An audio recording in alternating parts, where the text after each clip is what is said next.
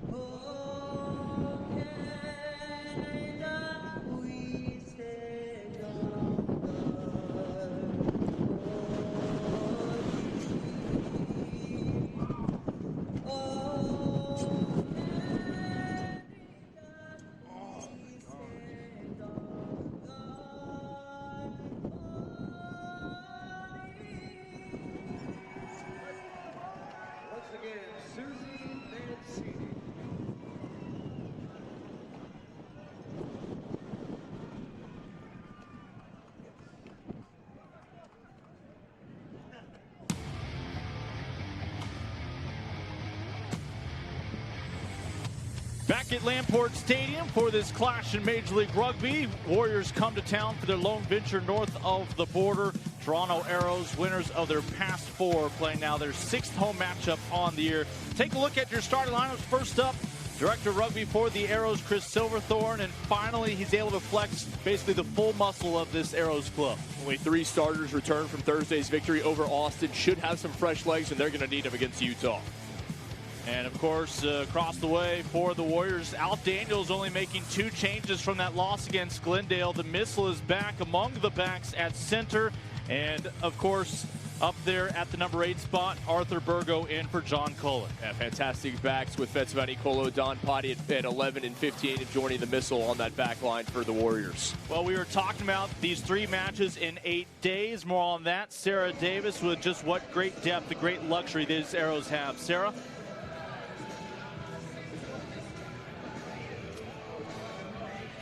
Hey guys, sorry, it's loud and windy down here on the field. As you can see, we're dealing with the elements today, but you mentioned the depth of the Arrows, having played now. This will be their 3rd game in 8 days, and I spoke with GM Mark Winokur ahead of today's game. He said before they even started the season, building this roster, the depth was a big focus for them because they knew they were going to lose 12 players to the America's Rugby Championship through February and March. And of course, they couldn't have predicted that they would have to play this postponed game on Thursday. So they've really been relying on this depth of the team. They've had every single player on the roster playing at least 3 games this season. And also, you know, rest and recovery, a big part of this week. I spoke with Spencer Jones as well. He said the guys have been doing yoga in addition to all the other remedies to help them rest up through this hard week on the body. Sarah, thank you. You've never experienced yoga until you're surrounded by a bunch of props and hookers. It is a good time. And of course, Anthony Woodthorpe, our man in the middle in pink, presiding over today. And we've grown accustomed now here in Canada to the presentation of the ball. It is the lack of traffic right there at the midfield stripe that has impressed me consistently here in Canada. Again, we are back at Lamport after York on Thursday. Lamport is where we were last Sunday for the victory for the Arrows against San Diego.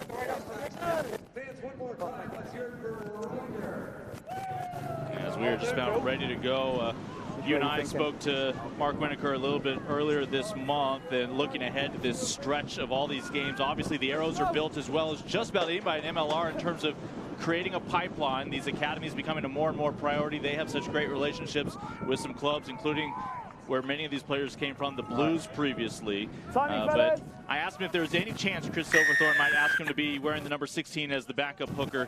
He said, we're not going to have to get to that point. He said if that's the case, we're in a lot of trouble. The Warriors trying to find an early advantage. They led Glendale early in that contest before the Raptors went on a run. Again, as this ball secured by Reeves. A tough loss against Glendale. A lot of points scored by the Raptors. One thing about Utah, they can see points, but they can score them as well. Again, constant mist falling here at Lamport. Fans battling the elements, as are athletes today. Handling will be an issue. You can already see that early on. Have to secure the ball. Toronto just too many mishandles against Austin. Those handling errors really hurt them. They were able to come away with the victory, but they won't have that luxury against a good Utah side. It's an Arrows team that has not conceded more than 21 points in this 4-match winning streak. Gave up 7 to Seattle, 19 to San Diego, 13 to Austin the other day. Can the Warriors find early points, as this one will find its way into touch? And for Toronto, the formula, just keep doing what you've been doing. Be patient, keep possession. They were able to starve Austin of possession. They kept the elite without the ball. And obviously difficult to put points on the board when you don't have it. They're going to be looking to do the same against Utah. Andrew Quatrin back in the lineup today, among those who were able to get some rest during this stretch. Strategic planning with the roster for the Arrows. Quatrin joining Morgan Mitchell, the 2 starters on that front row. They're joined by Pat Leinhoff, the man from Quebec. It's his first start of the season in place of Rob Brower in the 1 shirt. Annenberg found a gift here on Mother's Day, even though he's a Halloween baby. Trying to dump one down and meet her out. Warriors trying to land the opening blow here north of the border. Will that arm be raised? One more phase, perhaps. Milazzo wins the battle, lowering his shoulder.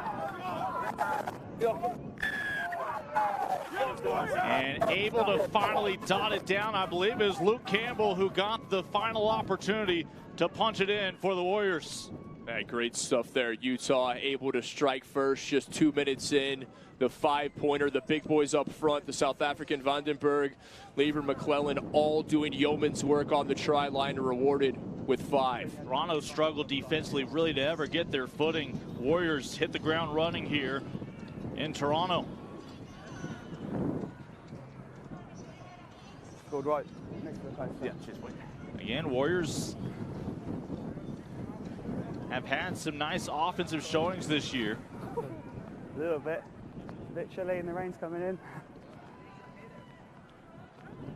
Tim O'Malley, the Kiwi. No trouble, able to slide it through, completes the conversion, and Utah a quick 7-0 lead. Got to build some confidence here.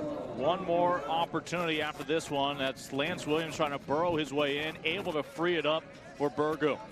Yeah, the Brazilian, Arthur Burgo, comes across. Talk about all the Americans and Canadians playing in Major League Rugby, a large South American contingent as well. Brazil, an up-and-coming country in world rugby. Burgo able to put his side on. And Burgo in for Cullen today. It is... Hold in front, Red. Again, the conversion was good. It is 7-0 Utah. Fall backward. Ahead of Toronto at the moment. Now the Arrows with an opportunity.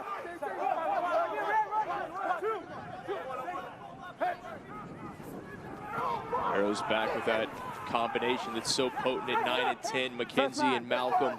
Good turnover. Fly half and scrum half, so good together. But Toronto not off to a good start. Turn it over. Lance Williams with the ball. Brian Hightower had a nice feature about him on Major League Rugby's website. The special needs teacher when he's not out battling with the boys. Yeah, what a story he is. What a man. A former linebacker at the University of Hawaii, special needs preschool teacher.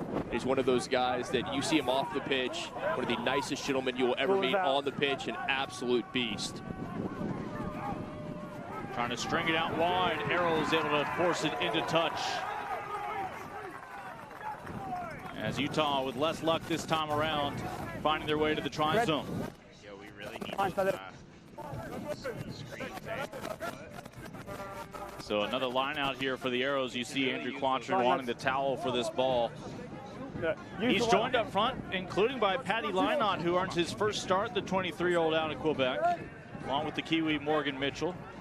You see Milazzo there, one of the best line-out men in Major League Rugby. The flanker wearing number 7, but takes it short, batted around, and Utah comes away with it. Knock on by White, scrum advantage. And so you heard the advantage called, and now, well, mindful of the advantage, Tom Van Horn knows that instead of sprinting and exhausting himself for 40 meters, this one's going back for Utah. Easy knock-on call there, and out of the hands of Burgo, the big Brazilian. Just couldn't secure it. That is going to be an issue all match long. You have to imagine with the conditions. Utah, the fresh legs, they're going to use the big boys up front, those forwards to pound away. And now the scrum first of the match. You really think this is where the Warriors have a big advantage. Johnny Ika and the Warriors with this scrum. Very good Tongan scrum half, Ika. Great job controlling things. Reeves. Across the midway stripe. O'Malley lowering the boom. This is what Utah needs, powerful inside running.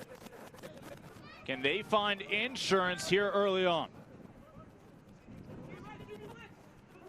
Back to the fullback, Don Ponte. And Ponte's so good, but this may not be one of his matches just with the conditions that he's able to get free. Well, the pitch a little bit narrower may not favor the men with speed quite as much, trying to get out wide.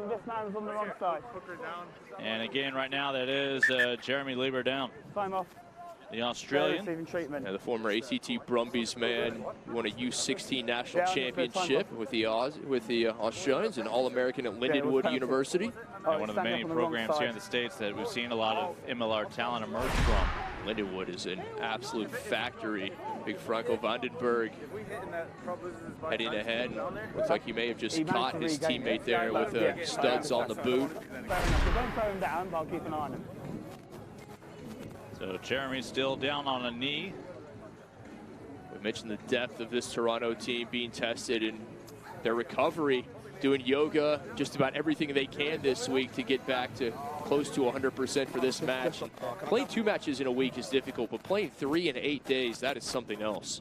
Yeah, again, it's where, again, we've talked about it now several times early on, the depth of Toronto, well played by Chris Silverthorne with the way he's managed the minutes. One thing that Toronto does have in their favor playing 3 matches in a week is so many of these guys who've come through the Ontario Blues, who played provincial rugby in Canada, they played in that Canadian Rugby Championship where they are at times playing 2 and 3 matches in a week. So it's something they've done previously.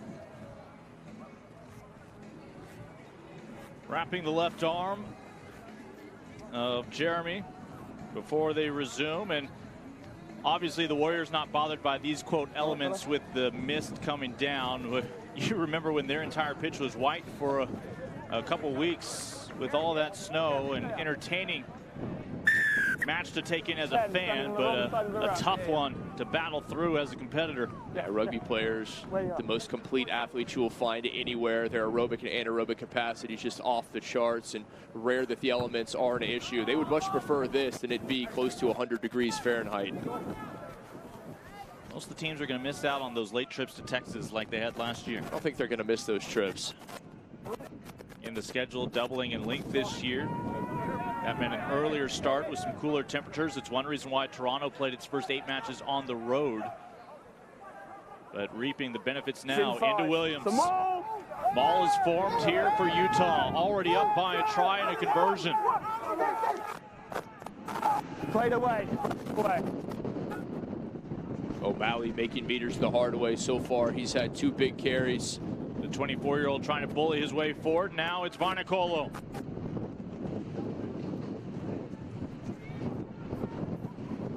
Fantastic work from Utah, just burying ahead for a meter at a time. Almost lost it, did the Warriors. And they tried to go back to Lieber. Again, he was the man whose arm, that left arm, is struggling with, and that's a tough target to fire a ball into. It is indeed, especially in such close proximity. You don't know if he has full use of that left arm. Just couldn't come up with it cleanly. And his replacement will likely be Alex Tucci if needed. Like what you're seeing, though, from Williams, Burgo, Elkington, the 6, 7, and 8, all getting good touches inside. And we may be seeing Tucci a little bit earlier than planned here for Utah. You lost it. You managed to recover it. But just be careful, okay?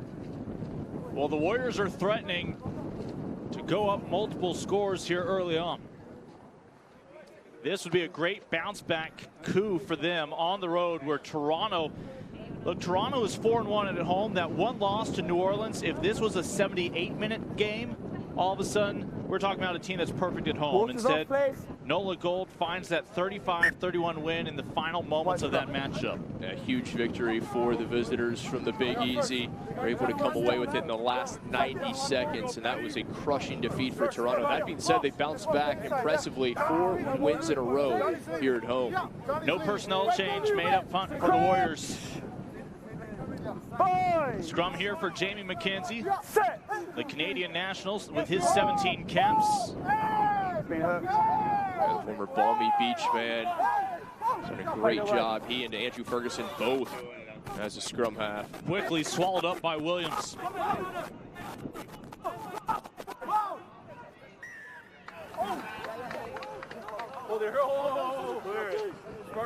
now.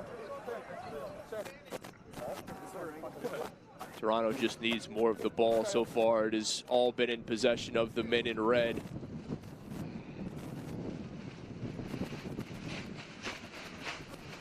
And they will angle this one. Kiwi to captain. touch. Malcolm's so good. He can basically put it wherever he wants.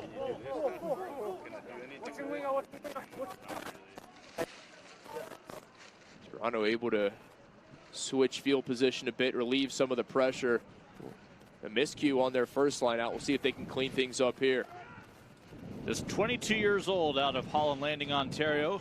Andrew Quatrin back in the lineup today. Of course, his backup again, Stephen Ng, who was a hero last weekend. Arrows down by 7 here early on after the Burgo try and the conversion from O'Malley.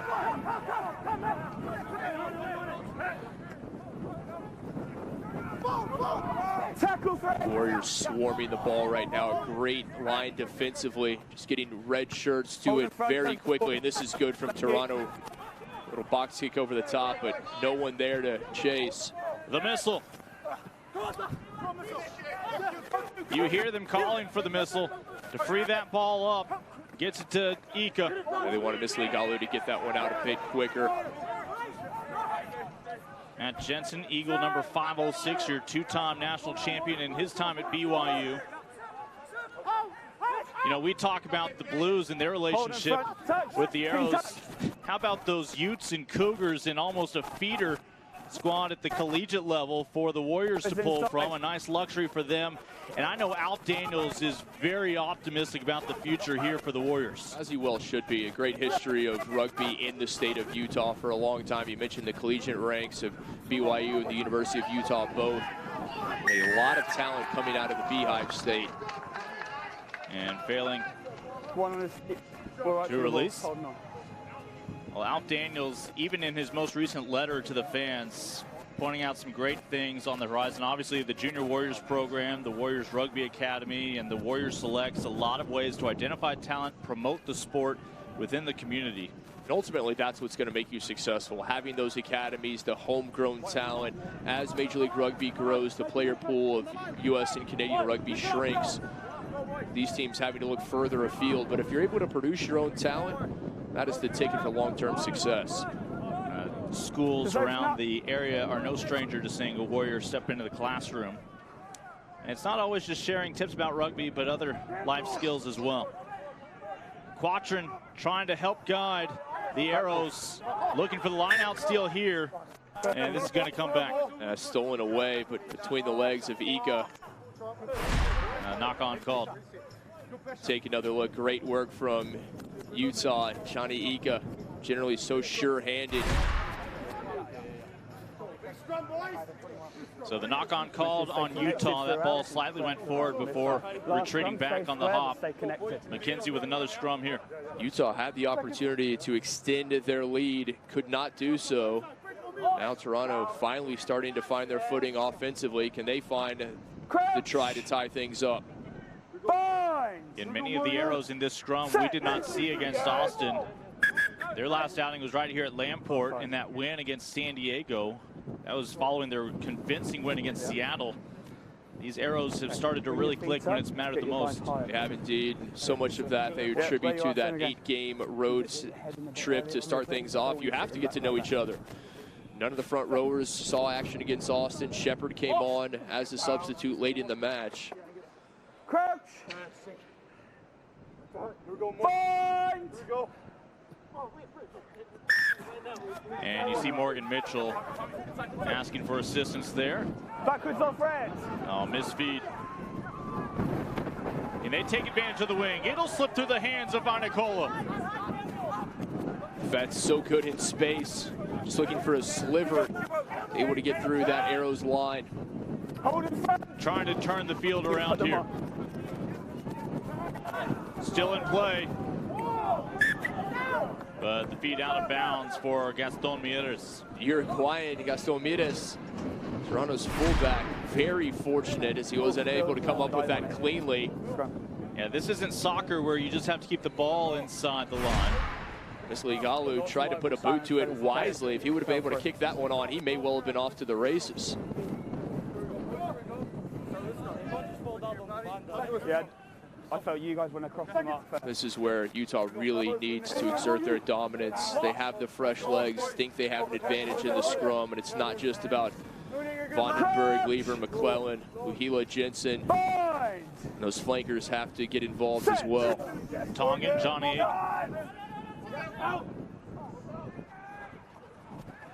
Another handling miscue. That time it's Dutois. Again, one of the men we did not see against San Diego, a late scratch, Giuseppe Dutois. Great to see that he is healthy to compete again for the Arrows. Knock-on starting to mount for both of these teams. As they'll swing Sheridan down to the pitch. Sheridan, haven't seen him in a few weeks. Good to see him back in the starting 15 for the Arrows. Doesn't get any easier for the Arrows after today.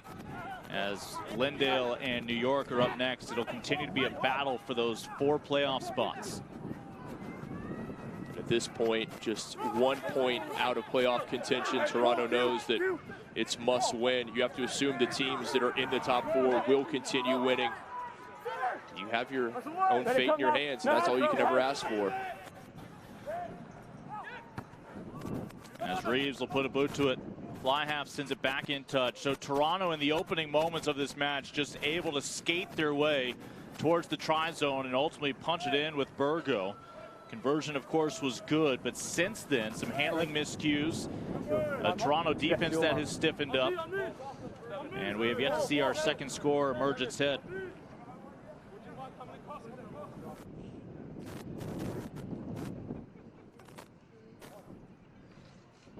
Patty Lynott again gets his first start. Little code with Quatrin. Lineouts have not been kind to Toronto, and this one almost stolen away. Utah's done a great job in the set piece thus far. Off the boot of McKenzie.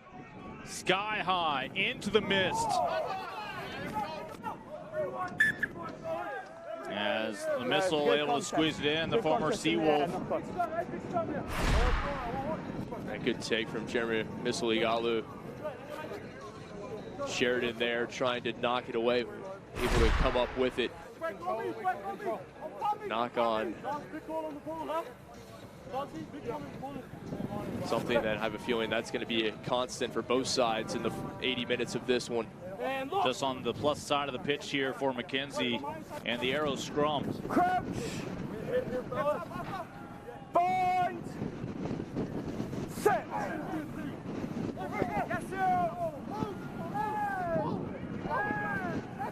So far, Toronto's scrum holding its own. They need to improve the set piece, but the scrum doing a good job.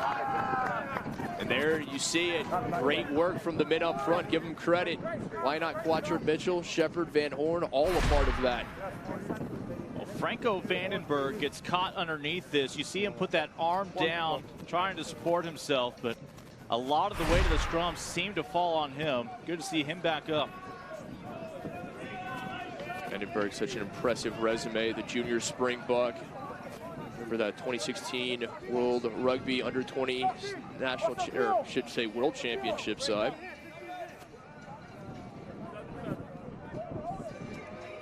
Great opportunity, perhaps the best of the match so far for the Arrows here. And this is the deepest Toronto has been in Utah territory thus far. Fred, come up to the line. They have to take advantage. We'll see what they have here in the line out. They need to improve things.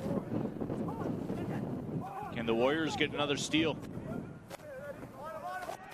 Uncontested line out. Ball is formed as the Warriors would hope, but it's Utah that gets the initial push. Can they sustain? Same move. Advantage. Now the Arrows playing with some house money on the advantage.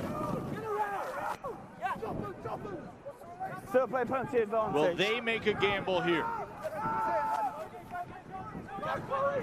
Moonlight. One collapse. And they'll bring it back. Still part of the mall, so it's still in the mall. Toronto, as you said, knew they were playing with the advantage, and they were fortunate they were. The firefighter, John Moonlight, spills it forward. One collapse. And a nice tackle there, Reeves. Represents the Brazilian national team. His wife, Brazilian native, and now representing his new home country at the world level. It's an Arrows side that would love, again, to collect a try bonus. Certainly the initial 4 points are in question as well today. As Utah with the advantage still here, almost 20 minutes in. Big for Toronto. They don't want to have to settle for the 3. They want the full 5 and a chance to tie things.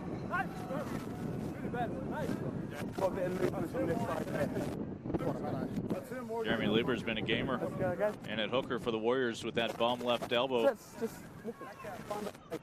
There's one thing about front rowers. They're not coming out unless they have to be dragged off the pitch. Certainly not this early in a match. You can say that for everybody, but those forwards, those men on the front row, just a different breed.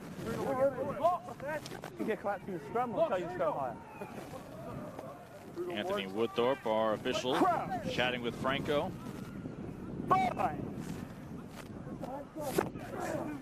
Arrows looking for their first points.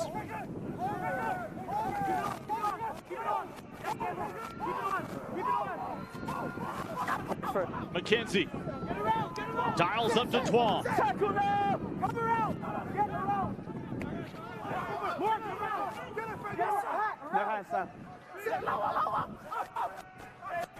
Nowhere for Shepard to go. Good work defensively from the Warriors. McKenzie thought he found a crack, an opening for Toronto, now a meter out. Beautiful offload. Going to the big man Mitchell. The bowling ball makes his way in. Morgan Mitchell has Toronto back within a pair. A big tight head prop, the Kiwi, the former Southland Stags man, Morgan Mitchell, a bowling ball indeed. So tough to bring down. Yep, agreed, thank you. Mitchell just in the right place, a good support line, a ball out to him, and there is no way that Vandenberg can take him down one-on-one. Mitchell across, and now a chance for the Arrows to tie things at 7. He had no desire to try to elude the 7 and 10 pins. He was going right for the number 1 right in front of him. There's no spin on that throw. He is going right down the middle of the lane.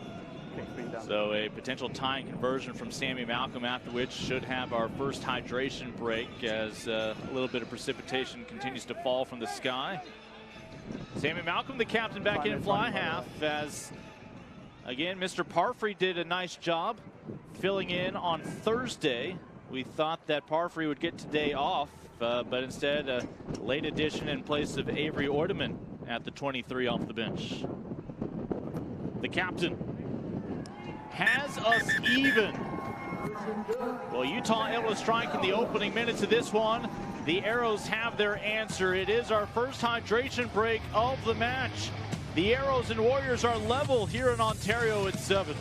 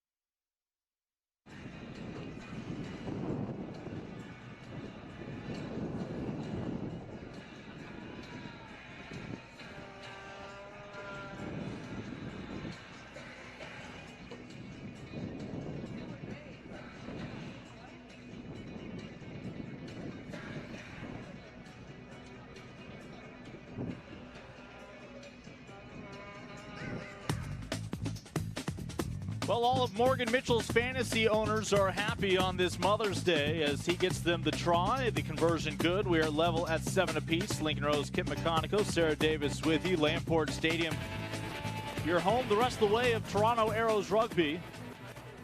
They've only lost one match. That was their at home. That was their first over at York. And I mentioned that was a heartbreaker against New Orleans, where they themselves almost had a tremendous comeback. Yeah, going up against what was then the top team in the league. Fell in the final 90 seconds, but ever since it has been all Arrows. And give the home fans a ton of credit. They have amazing support, whether it's at York Alumni Field or here at Lamport. The fans all clad in blue. They are really out giving it all for Toronto. The last time these two teams got together was in Utah. That was the 64-31 outing for Toronto. We don't expect quite as many fireworks here today. That was really the game that put Toronto on the front foot. As many points as they'd scored all season, it gave them a huge confidence boost. You talk about that near defeat. Ultimately was a defeat against NOLA, but then prior to that, their loss to New York was 24-21. This is a Toronto team that, frankly, when you look at their past 8 matches, this could easily be an 8-match winning streak right now for the Arrows. Just a couple that have slipped away.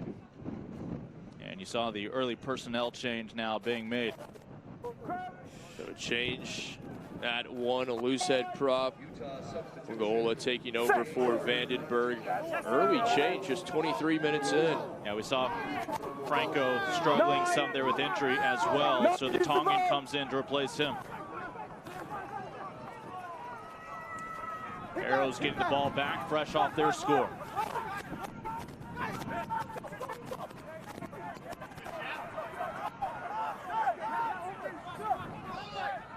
Utah came out, as you might imagine. They were on fire, playing quickly, scored just 2 minutes in. Spencer Jones eats up a few meters. Toronto able to answer back. It took them a while, but now this is more of what you want to see from the Arrows. These long possessions going through the phases. And that ball back into touch. Red line up. Handling errors continue, and I think that time Spencer Jones, the outside center, I wasn't quite sure if he saw the support line coming behind him, just threw it away. That was more miscommunication than anything. Well, let's see the line out here with that left elbow being wrapped. In the middle, please. Lieber at it during the opening month of the season. Some more.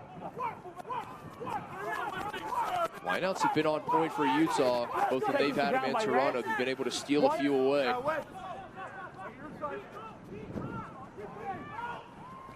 The missile, the pride of Seattle. Now to Williams. Like to see big Lance Williams getting touches, the opportunity to handle. Yeah, Williams in American football was used to playing defense, one of the top tacklers that those Rainbow Warriors at Hawaii ever had. Of course, in rugby, gets to play both sides of the ball. This one will spill loose. I like the idea from Reeves there, a little stab kick through, but no one in red able to get to it quickly enough. That off the fingertips. Able to save it, Campbell. And one of the new additions to this Arrows roster. He's been very impressive. If he doesn't squeeze that in, that's a knock on. The hands now 4 red. All backwards. Fortunate that one backwards through the fingertips of Tom Van Horn. Form tackle from Lance Williams, lowering the boom.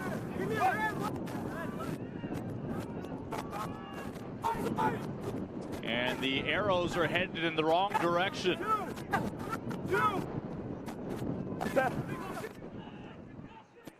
See if they'll put their boot to it. Have to be able to eat up some real estate. That wind is not working with the home side right now. The wind, the weather, certainly a factor. The elements not making the handling easy for either side. Yeah, all the line, please. Thank you. Arthur Burgo coming over, the number 8, recognizing that big tackle made by Lance Williams a moment ago. That's the kind of tackle that really generates electricity. You're on defense, have somebody like Williams come up, lower the boom, get a spring in your step, seeing something like that. Can Utah reclaim an advantage here? And that ball not straight. Option. And a miscue for Utah. Utah had been so good in the line out until then. The Utah team that went 3-5 last year in the maiden voyage. That was good enough with 22 points to get them into the postseason because of those 10 bonus points in those 8 matches. Remember the final match of the year, either Utah or Austin was going to punch its ticket. Utah with a comeback victory at home against Houston, able to earn their way into that inaugural postseason. It's been a much more difficult year, too, for both the Warriors and the Elite down in the Lone Star State. High expectations for both of these sides. Utah it's been up and down. They found form in a few matches, but the consistency has really been an issue.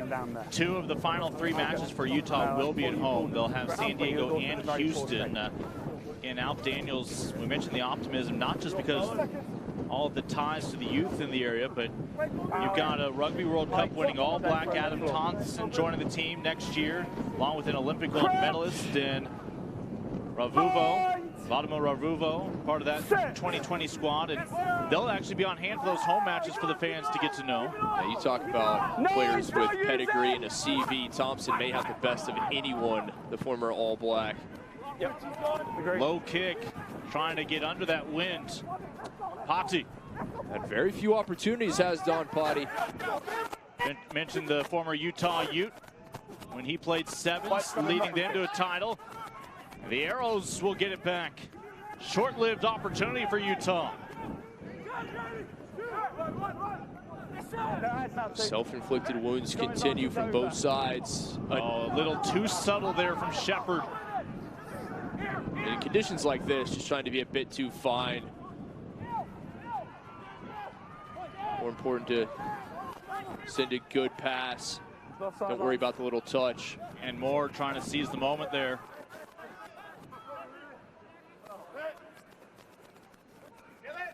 Williams, no longer the defender, now the ball carrier.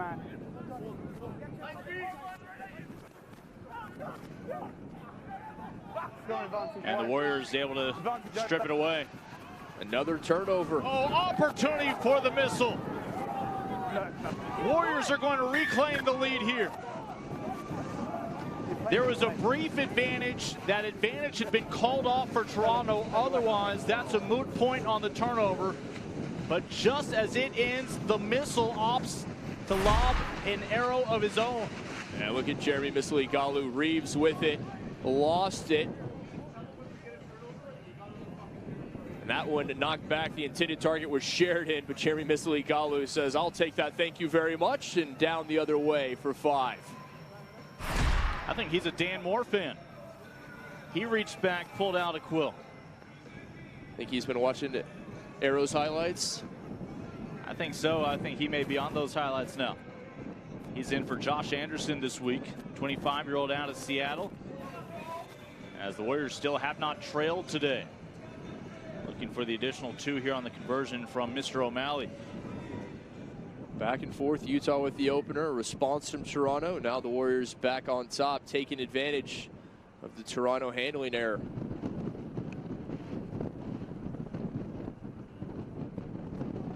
And again, with the wind, gets a little help from a friend, as Josh Reeves extends that index finger to keep the ball on the tee.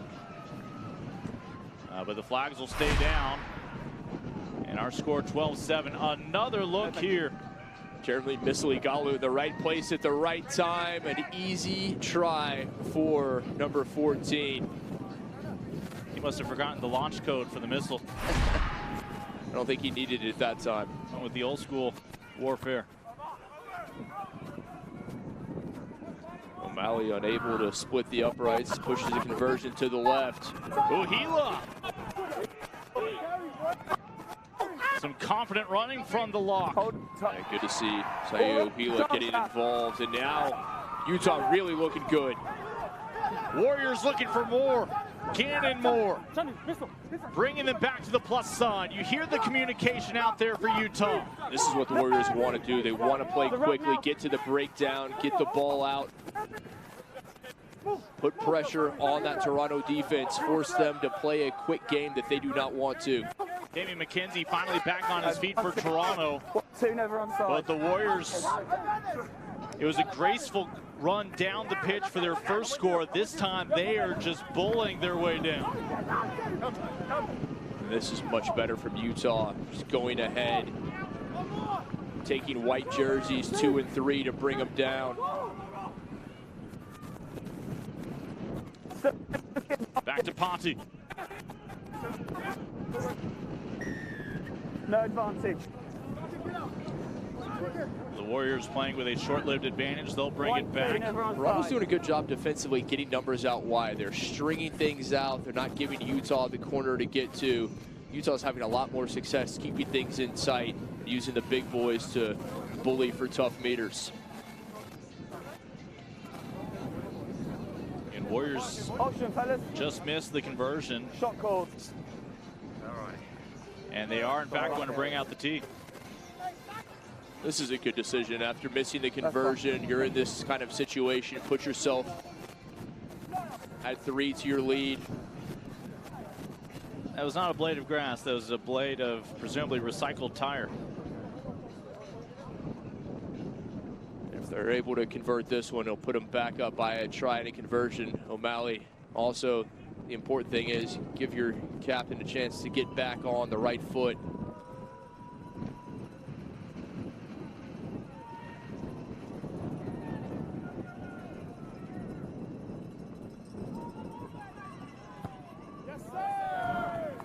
On the money. They missed the conversion a moment ago, but they'll pull 3 points right back, and the Warriors doing it that time in bruising fashion. And no mistake from O'Malley. Great opportunity for him after missing the conversion, able to get his confidence back up, splits the uprights with no trouble. It's the big boys up front doing the work. They're making the tough meters. Thank you. Possession certainly slanted towards the side of the team in red. Again, they entrust the missile to haul in the kick. Take him back, hold in front. 8. Hold. Thank you. Arrows almost able to charge that one down. Here is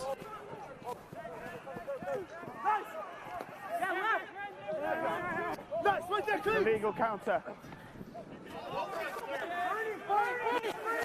Still plenty of time remaining in the half. Toronto needs to get something going. Box kick. Box kick.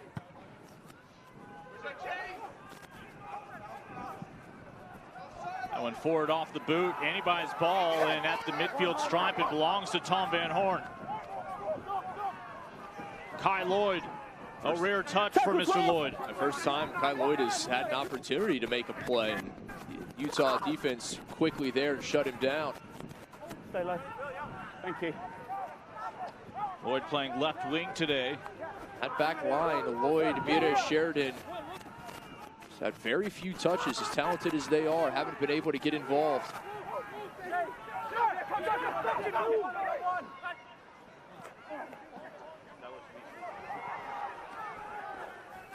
Lloyd swallowed up again. The Canadian national team, man, nowhere to go. A lot of congestion out there on that far touchline. Warriors' lone score today, the try from Morgan Mitchell. That tied it up at the time.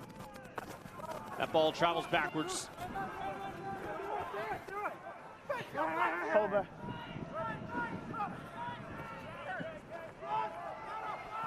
Shepard. Advantage. And again, the Arrows can try to gamble here. That line defensively, just incredible work from Utah. They're getting to the gaps, they're getting there quickly. No room for Toronto. As soon as they receive the pass, there's a Warrior right there to make the tackle. Trying to break free. Shepard looking for support. Just as I say that, a great line break from Mike Shepard. On Ponte, your fullback for a reason there, playing safety. For the moment at least, a try-saving stop is Shepard. Huge collision. Mitchell spills it forward, but it was advantage for the Arrows. I think Sayo Hila's about to see our first caution. And Mitchell worse for wear after that big-time collision. Looks like he caught it up around the eye. I think he got cut on the cheek from that head. Those are two very large men colliding. Mitchell, your tight head prop, former Southland Stags, man, he's been through about all of it. He's seen it all, and he is such an impressive man, what he's been able to overcome to continue his career. And again, I believe Sayo Hila was just issued off to the sin bin for 10 minutes. Right, let's go, fellas. Chosen. White. Another offside call issued against him. That was enough for Anthony Woodthorpe. He had been warned numerous times previous. Finally, referee Mr. Woodthorpe is having enough of it. Campbell, keep it in. Yep. Down. And sit. You're going to try. Crouch. Back on me, right. Fines. Well, the Arrows can't tie it here because of that penalty goal a moment ago. We've lost our binds on the far side. Time. Toronto, it appears, making a change at scrum half as well, as Andrew Ferguson comes on wearing the number 21 to take over for McKenzie. Yeah, we saw Jamie go down, pick himself finally up, but I believe that was a situation where Chris Silverthorne had his hand forced. As you see, I believe the only 30-year-old on the Warriors roster, Sayo Hila in the Sin Bin, but also getting some treatment. The elder statesman of Utah Warriors rugby. Rob Brower saying 30, that's nothing. You can play for another 6 years, easy.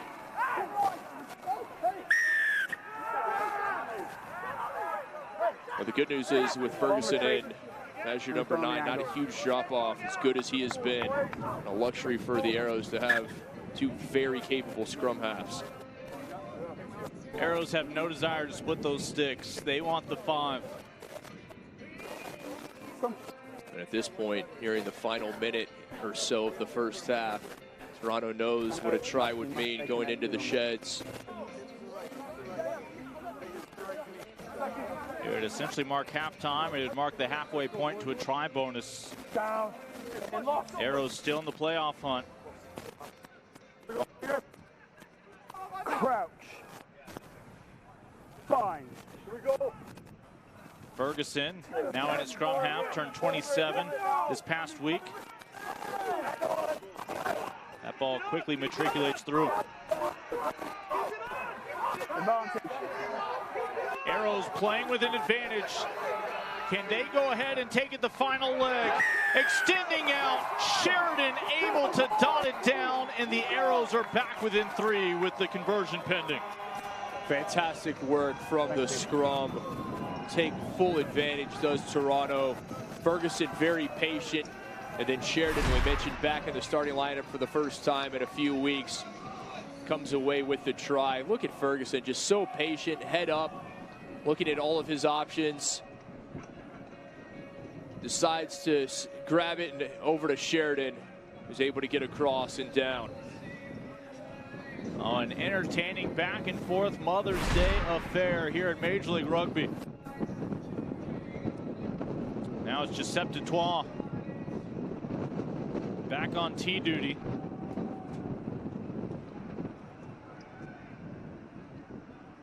We'll see if he gets any love on Rugby Wrap-Up from Mr. McCarthy and company. On a windy day like this, holding for Sammy Malcolm. And that's going to bend in. Flags are up, and it is a 1-point match here midway through. Well, the Warriors have come to town unintimidated by Toronto's 4-match winning streak, the hottest team in all of Major League Rugby. But while the Warriors were able to strike first again this match, they've seen the Arrows continue to find answers. And that's what Toronto's been able to do all season long, certainly here at home. Winners of their last 4 after the tough home opening loss to New Orleans. You see Malcolm, just the English on it, pins it back in, just how he drew it up. Toronto, impressive in their response. Got down early, were able to come back to tie. Can the Arrows find another try here? Thank you. Or will they opt for the locker room? Right now, O'Malley's penalty goal, the difference giving Utah that 1-point advantage. And we may be headed to the locker rooms.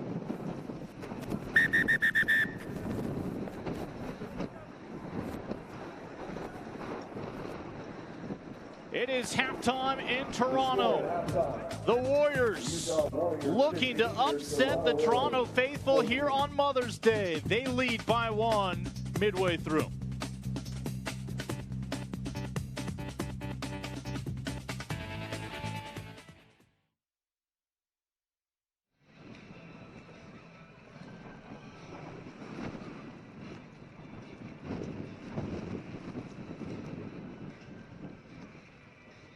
Fans, at this time, please focus your attention to the field area where we have a very special presentation. We'll let the game day staff and some of the Arrows players get set up.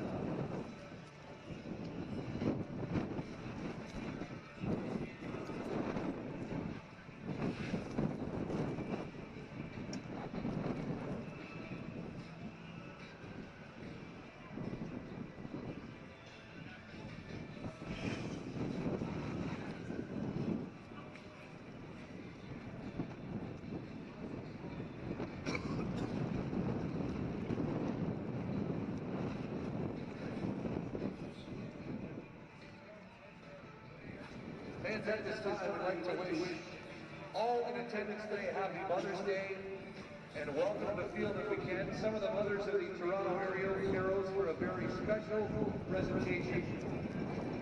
All mothers of the Arrow players, please make your way to the field area.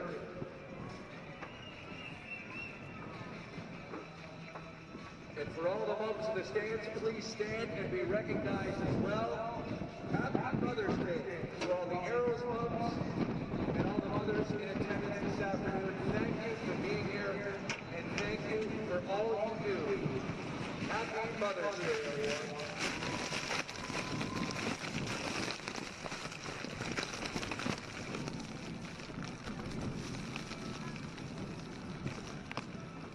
Just a reminder that our partner Ronald Canada has their Junior Red Rider tent set up today for signs of beer and merchandise tents. Today only you can purchase a session for only $19. Yeah, I need like a paper towel or something. $50. I go wash my hands. One more time, let's hear it for all I go wash my hands with warm water. in attendance today. Happy Mother's Day. If you need to go, there's no water down there anyways in the washroom. Had to use sanitizer. Go scoot in there. I'm good here.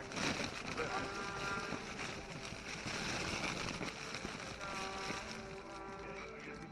Yeah, no, honestly, go.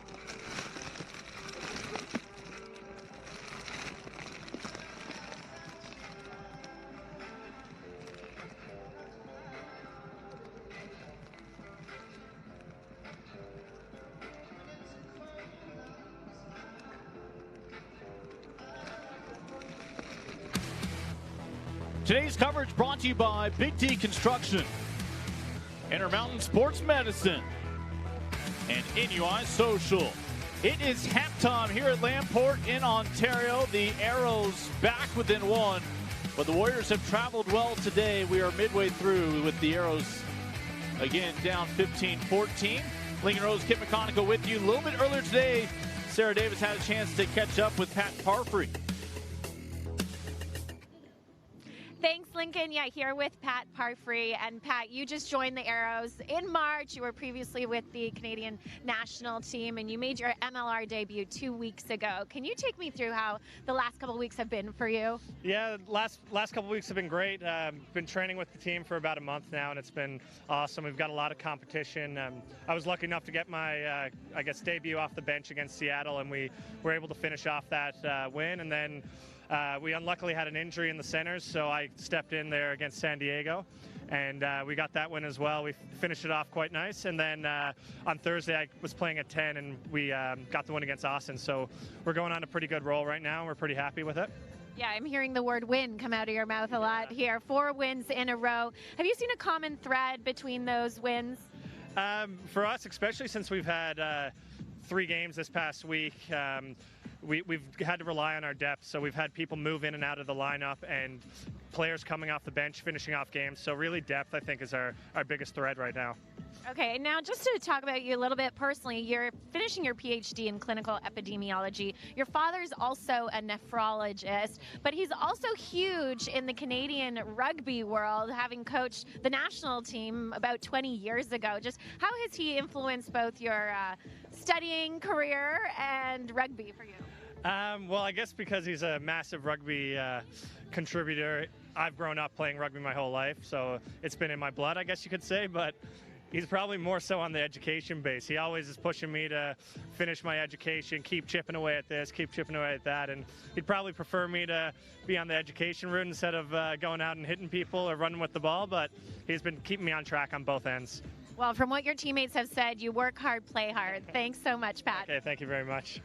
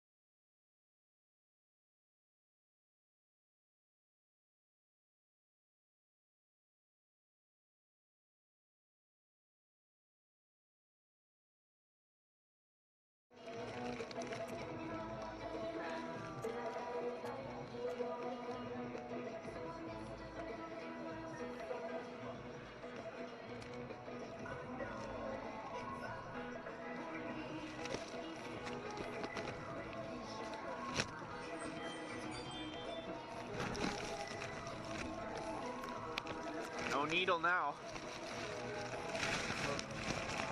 Okay. No needle now. No needle now.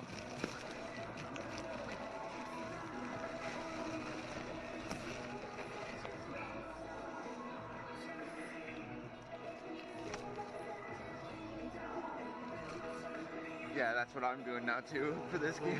Oh my god. Get those hands. It's my hands and my legs are wet.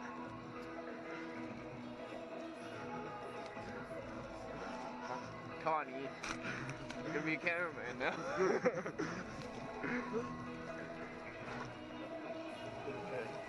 One of those things that makes you question what you do for a living. Yeah, that's exactly right, Iggy. Yeah, sounds okay right now. Saving Steve West, team other stuff.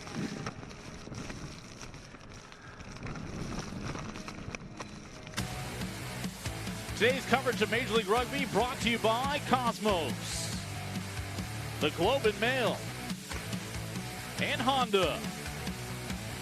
It is a misty Mother's Day in Ontario right now. The Warriors up 15-14 on the road.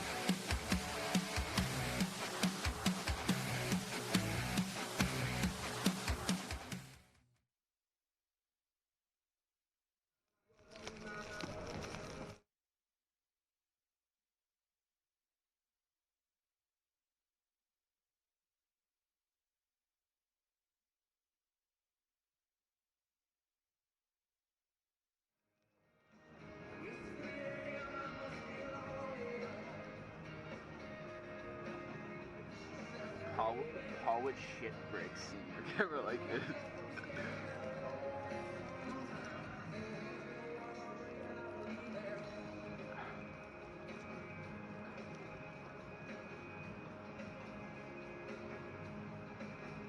I tried to whisper.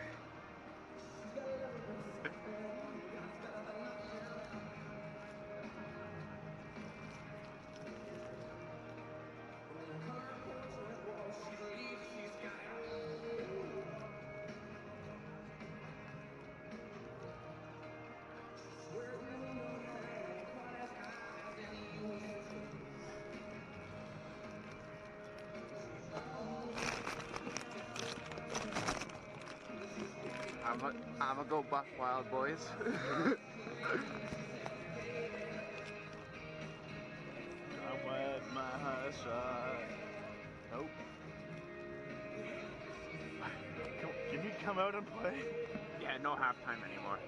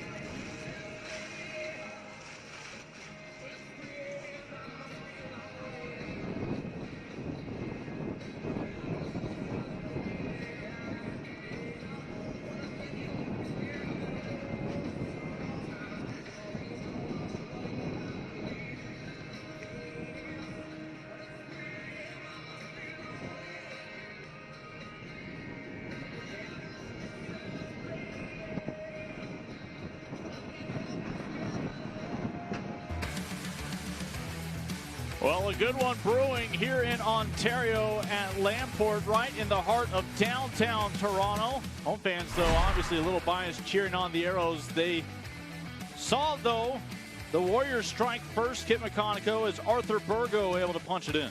Just 2 minutes in, the Warriors took the lead courtesy of the 8-man for Utah. Burgo across. O'Malley completed the conversion, but then Toronto in the 21st minute. Morgan Mitchell prop across. Malcolm with the conversion. That tied us at 7. Oh, a miscue and a missile. Jeremy Missile-Igalu found a gift, and off to the races went the wing for the Warriors. O'Malley unable to put the conversion through, and it was a 12-7 Utah lead, but then minutes later, O'Malley, the penalty goal, put Utah up 15-7. Yeah, Warriors opted to go for the tee, and right now that turning out to be a good choice. Of course, the change at scrum half, Ferguson, as he leads the Arrows to a late score. Ferguson coming on for McKenzie. Final minute of the first half. Very patient was Andrew Ferguson. The scrum for Toronto. Outside to Sheridan, and Sheridan able to dot it down. Malcolm completed the conversion, and we have a 1-point game at the break. Utah leading 15-14. It's a 4-match winning streak for the Arrows, and we talk about that. Obviously, it's impressive, but it's also necessary. The Arrows need just about 5 points each and every outing here at home to feel comfortable. This should make them feel a little bit better about their second half opportunities with the depth they now have on the bench, including the Captain Moore, who's waiting in the wings. You talked about some talent off the bench, certainly for Toronto. Ing, Brower up front. Already seen Ferguson come on. He mentioned Moore Parfrey there as well. John Colin, Joseph Nichols, 2 very talented backs coming off the bench for Utah as well. Expect to see some changes for both teams in the second 40. Yeah, the Arrows have a captain, but the Warriors have a sergeant with John Colin ready when needed to come in for the second half at some point. Entertaining, just 1 point separates these two sides as we are just about ready to go with the second 40 minutes coming up as players start to slowly emerge out of the locker room. Great to have you with us. Again, happy Mother's Day to all the moms out there. I want to congratulate everyone for once again finishing runner-up for Mother of the Year. I know that my mom, she's shown enough that she loves me. I know she's not tuning in today, but at the same time, very thankful for the saint that she is. Just a wonderful human being. I can only imagine the number of rugby matches that the mothers, both of these sides, have watched throughout their lives when these fully grown men were little, first starting their rugby careers, now on to their professional lives as some of the top rugby players in North America. There were probably a few rucks and malls with some stuffed animals in the early years that led these moms believe that these guys might one day have a chance to be competing as grown men. Certainly with siblings. Just not around the fine china, hopefully. Both sides making their way out. Utah has come up and shown up to play here in Toronto. Utah missed a chance. They got up early. That try just 2 minutes in. They had the ball deep in Toronto territory. It looked like they were going to be able to add to their lead. They could not. In Toronto, even though it took 19 minutes, they were able to get across to tie things. This is all in Fahrenheit for our fans tuning in over in Utah. As it feels a little bit better than freezing out. Well, the temperature's not the issue. It's the precipitation down on the pitch. We've already seen numerous handling errors in the first 40 minutes from both sides. Both are going to have to do a better job securing the ball in the second half. 40 minutes complete, 40 minutes still to go. If you're Toronto and you want to look at a bright spot, well, if not for that miscue where you gift the try to the missile and Utah, perhaps you have a lead at this point in a low-scoring affair. Indeed, but that was one of those aforementioned handling errors. Toronto just couldn't hold on to it. Missile Igalu, he was happy to take it. Warriors will begin with the ball. Can they sail back down, this time into the wind? They're going to test that wind with a driving boot here. The wind not taking much off the kick from Josh Reeves. Luke Campbell, your number 8. Again, an injured Jamie McKenzie out. We saw him being helped off the pitch at halftime. Andrew Ferguson has the keys to the car the rest of the way. Ferguson did a great job. He was the starting scrum half on Thursday night against Austin. Very effective. Expect nothing less from him. And for Toronto, I want to see more carries from the big men. Let those forwards make meters the hard way. Suck in that Utah defense and then try to spin it out wide to the speed. Did Quatrin spill that ball forward? It is a knock-on, but it was actually perhaps off of Utah. Probably rubber. As they're going to treat the eye here of Matt Jensen. 26-year-old out of Scranton, Pennsylvania. Thick resume, everything but Dunder Mifflin. And you see it here, that one in and out of the hands of Quatrin. So it will be Utah's scrum coming up. With the slick ball and the tackling that we've seen from both of these teams. Securing possession, that is going to be a paramount. And you know that it's something that both coaching staffs really reiterated to their sides at the break. And our referee today, Anthony Woodthorpe. Crouch. Bind. Set. Ready. Not wasting any time. Good stuff there from Ika. Just saw a hole and took it himself. You don't always have to find a teammate.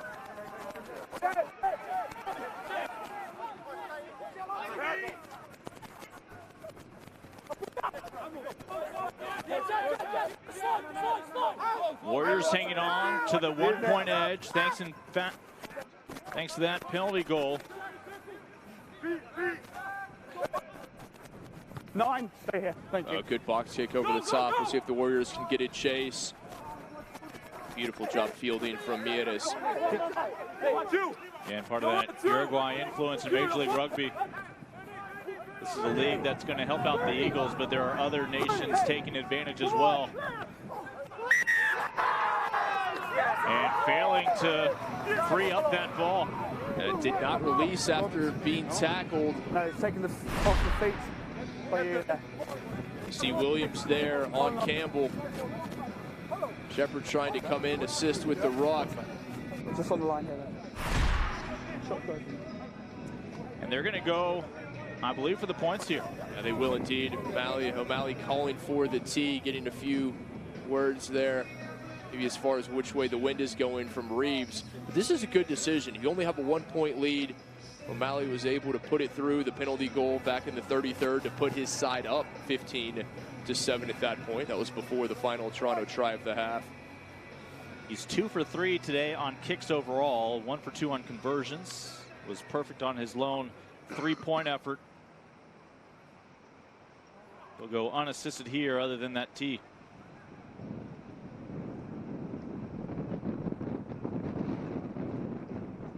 Here that wind starts to pick up right in the face of the Kiwi.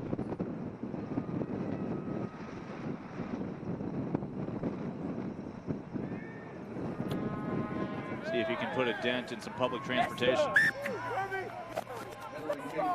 Warriors playing their cards right. Now the 4-point edge means Toronto cannot tie it up or take a lead with a penalty of their own. That was exactly why Utah elected to bring the tee out in that situation. No trouble for O'Malley. Able to split the uprights. Just 4 minutes into the second half, Utah with a 4-point advantage. That ball still going backwards, finally secured by the fingertips of Elkington. I haven't seen a lot from our Elkington, the flanker. Very talented. Like to see more touches for number 7 in red. Hope he and his wife Ivy are getting the right amount of sleep with that newborn. I'm feeling he may be getting a little more than his wife, certainly on these road trips. He may be one of the few Warriors welcoming that.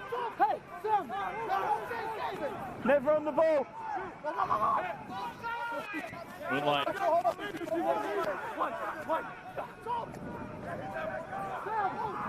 The defense continues to be outstanding for Utah.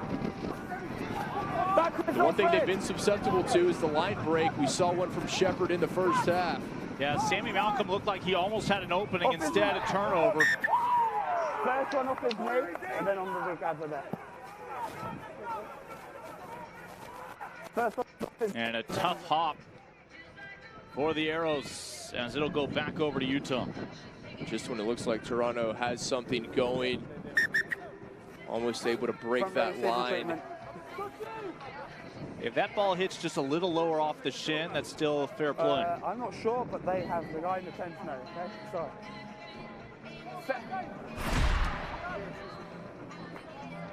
Another look a moment ago as the Warriors getting the ball back. Angus McClellan there, the man down on the pitch. The tight head prop for Utah. Already seen one change on that front row. Franco Vandenberg came out in the 23rd minute. Yeah, we've seen some big men pick up some bruises already early today. Angus made his Eagles debut a few years ago against Italy. Former captain at the university level at Davenport. Here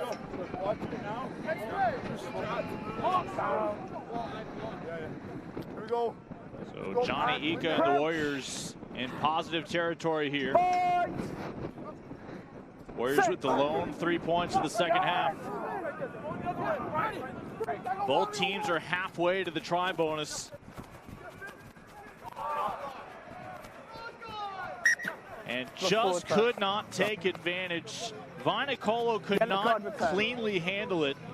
That's a beautiful kick out from Reeves. Perfectly weighted right out to Vinicolo, the left wing. So unable to keep it in play, tried to flip it back. Already had a toe on the sideline. That is one that he has to take. He has to take it out of the air. He can't wait for it to bounce. And Reeves just so deft. Beautiful kick. Perfectly weighted. Big break for Toronto.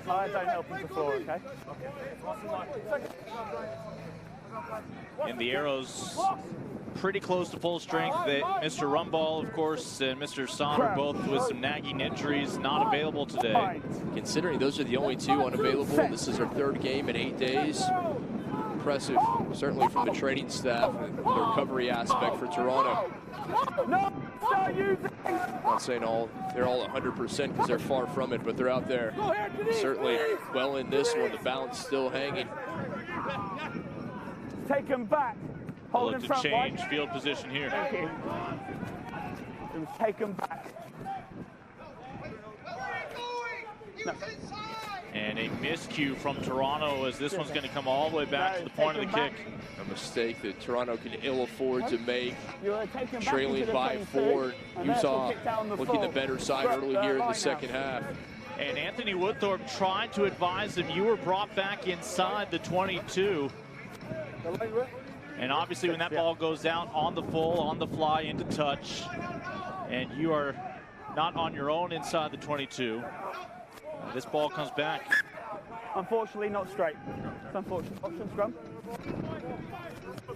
Woody, very gentle, breaking the bad news.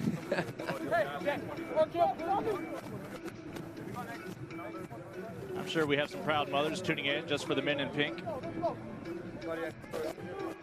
The officials generally like it when they're able to go through the full 80 without a mention. That is one thing. If you're doing your job correctly as a referee, we're not talking about you a whole lot. Where do you think Scott Green got all of his hair advice from? 5, 6. Ferguson feeds the scrum.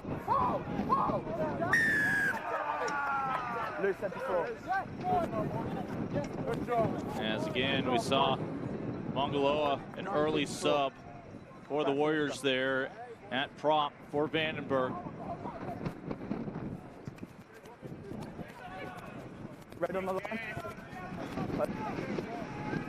Right at the midfield stripe. Thank you, sir. Toronto able to relieve some pressure. I'll get your number. Utah, much as was the case in the first half, after they scored quickly, they haven't been able to add to it. Came back to really be a hindrance in the first half. Toronto came back to tie things up. We'll see if this is another missed opportunity for the Warriors. Well, the wind can certainly affect kicks. Let's see if it plays any games with the line out. It's in 5. Line out over. Perfectly taken. Good work from Moonlight, taking it short. Boyd able to break a couple tackles, but not able to elude Lieber.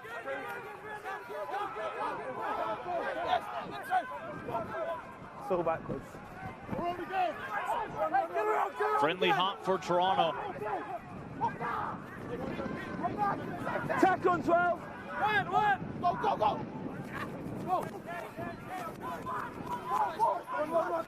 Stay low. Thank you. We've seen from the way Utah swarms to the ball in mass, if Toronto's able to get through, there's a chance to really carry for meters. So far, that has been only twice by my count they've been able to break the line. That ball punched out. No advantage, lost forward. And so the knock on will put an end to the opportunity there for Toronto. And we're going to see some familiar faces coming off the bench here now for the Arrows.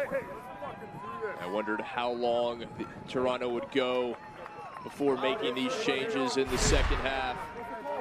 They won't go any further as a staple on the front line comes back on. Rob Brower, the oldest man to debut for the Canadian national team, now taking over at the tight head, or the loose head prop, I should say.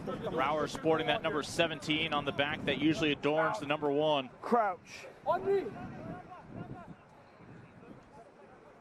As Chris Silverthorne recognized an opportunity here in the scrum to try to come up with a stump.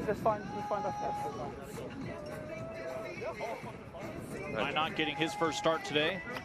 Now Toronto back with that traditional front row we're used to seeing of Brower, Quatrin, and Mitchell. The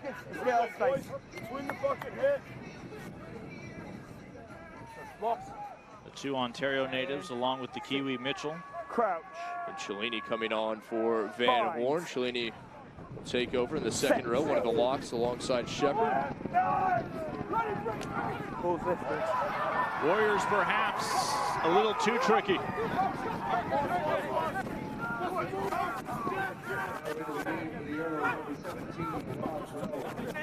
Uhila. Captain Dan Moore on the pitch as well, in for Sheridan. 5, thank you. 7, thank you. Lloyd looking for the edge.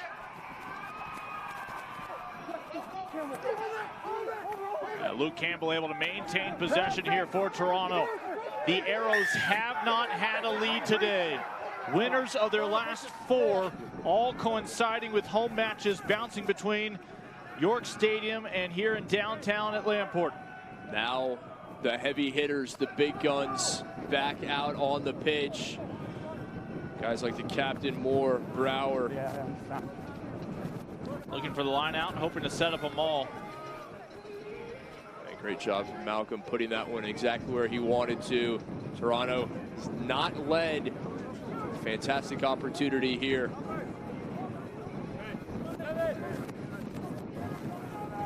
Now with Rob Brower whispering sweet nothings into the ear of Andrew Quattrin.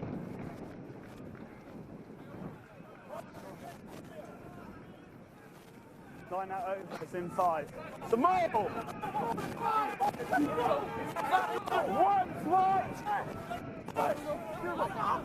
Warriors having none of it early on. Stay away! Don't go on the ball. As they have been all game long, the Warriors defense there. Well, it's Miley Cyrus's favorite wrecking ball moving forward, and Mitchell within a meter. And Mitchell just lost it. Williams there. It spilled loose. That ball finally into touch. Mitchell, who came up with the tying try in the first half for Toronto, spinning, doing everything he could. Knocked away into the hands of Lance Williams. So that's going to bring this ball back out to the 5. Opportunity not completely lost here for Toronto.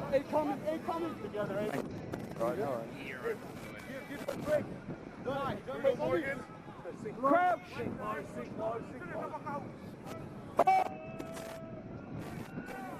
Set!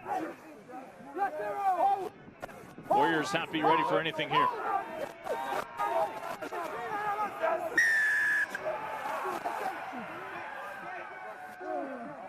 And I must say, I've been very impressed with the Toronto scrum. And obviously, the addition of Brower back as a prop makes a huge difference. Scrum time. Okay, if it goes down again illegally, it'll be out of card. Okay, what are they? What's that? Loose head collapse this last one. Lucy collapse? Yeah, loose head collapse. Yeah. The caution to the caution. As Tim O'Malley informed, another scrum collapse will cost them a man down. Saying that Utah loosehead collapsed that previous scrum. Oh, sorry. Here's your mark. Set on the mark, please. Thank you. An opportunity that Toronto cannot let slip through their fingers.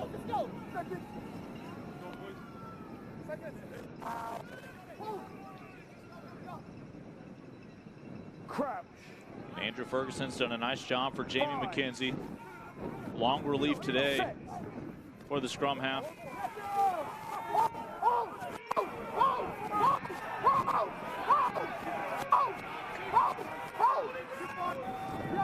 Arrows looking for their first lead on the day, and it's a penalty try.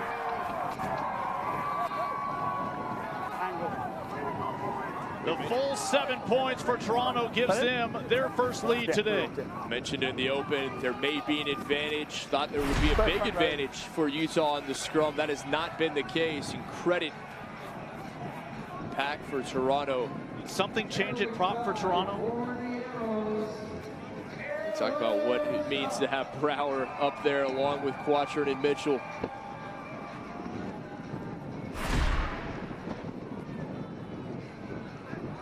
So the Arrows finally have an advantage here in front of the home crowd. First lead of the match for Toronto. Utah must respond quickly. Still over 20 minutes remaining in this one. You see the mindset here for Utah.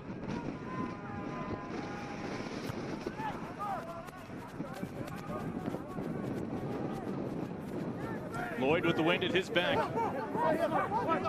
Outside! It's being taken back.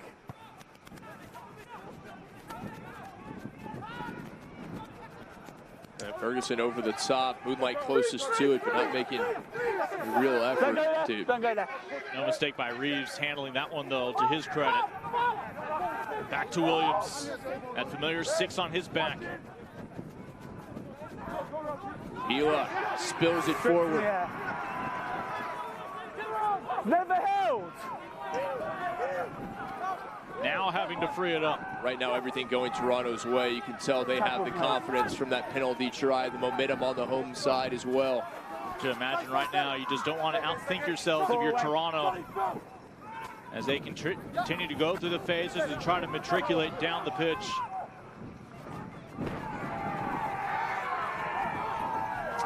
Gaining optimism with the touch from the captain, Dan Moore. And you have two of the league's leading scorers not in the starting lineup today, including Moore. That ball fumbled through the fingers of Spencer Jones. It is a knock-on. And a knock-on in response from the Warriors as well. So far, haven't seen the heavy legs anticipated from Toronto. The depth of that squad, the rotation. So Warriors will have the scrum here. See if we start to see a slowdown in play from the Arrows as we get closer to that 80-minute mark. And gone is your first try scorer of the day, Morgan Mitchell. In his place, Cole Keith, the 12-time capped Canadian.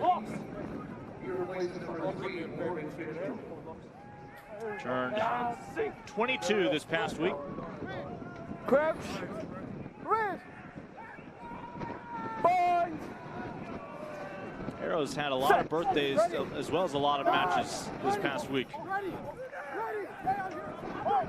Warriors trailing for the first time.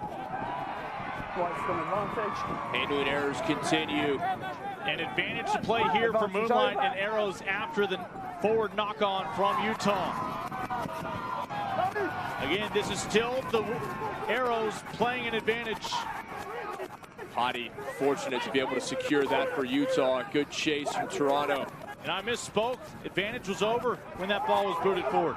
Good offload from Williams, but Elkington unable to get free. Williams trying to right the ship.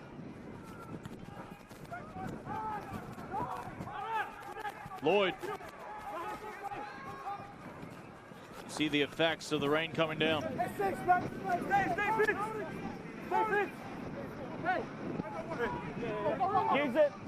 Toronto trailed the entire opening half. It wasn't until a few minutes ago with the penalty try. Of course, that puts them within a try now of a bonus point. The missile looking for a brace. He'll free it up to O'Malley. Ball comes loose. Oh, forward. Missile Galu had it. Had O'Malley running a good support line. Take a look at Jeremy Missile-Galu, able to get through, breaking tackles. O'Malley right there. That is a pass he has to come up with. It brings us to our final hydration break. 1 hour complete in Ontario. The Arrows with the edge, up by 3.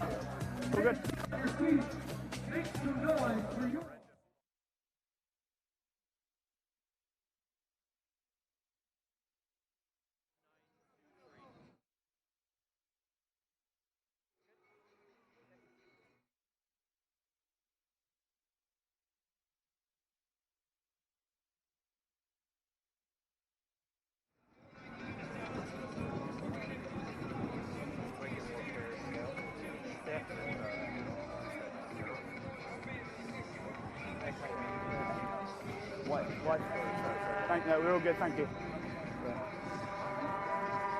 Difference is they want to get it out and they want to keep it in. So thank you both. All right, sure. They both have enough room for their heads on yeah, the side, they're doing a little of this. That, yeah.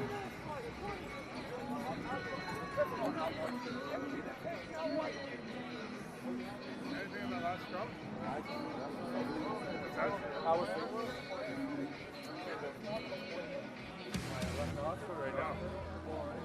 It is the 6th home game now for Toronto. The past 6 weeks all in Ontario. We mentioned the heartbreaking loss in the final moments against New Orleans, but since then, 4 straight matches.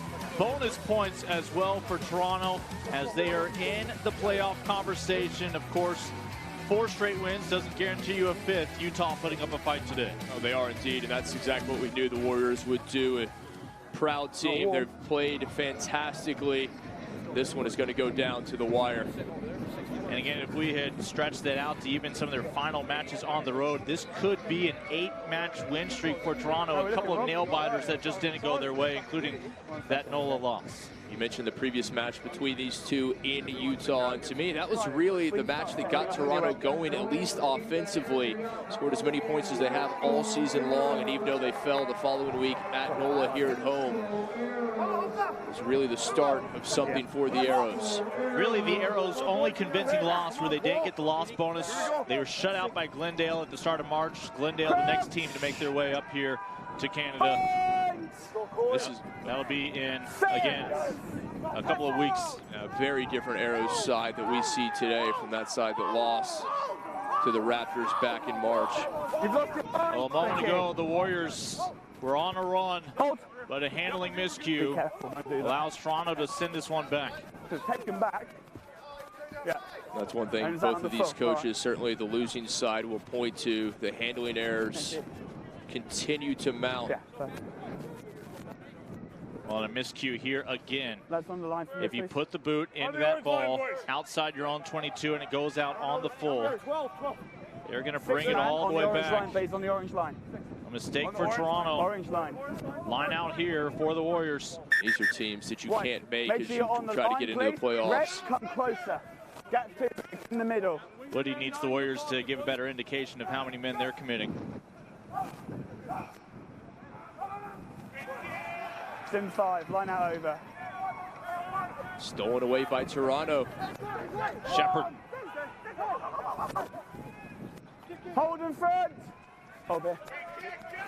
Thank you. Probably seen too many miscues in the line out today by both sides.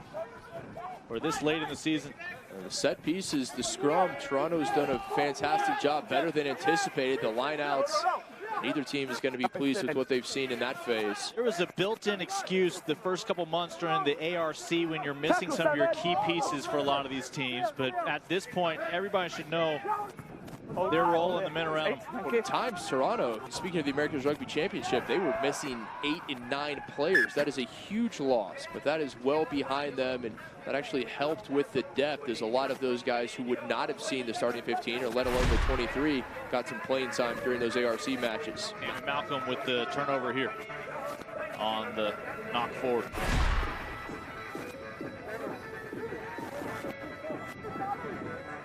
Warriors with the scrum.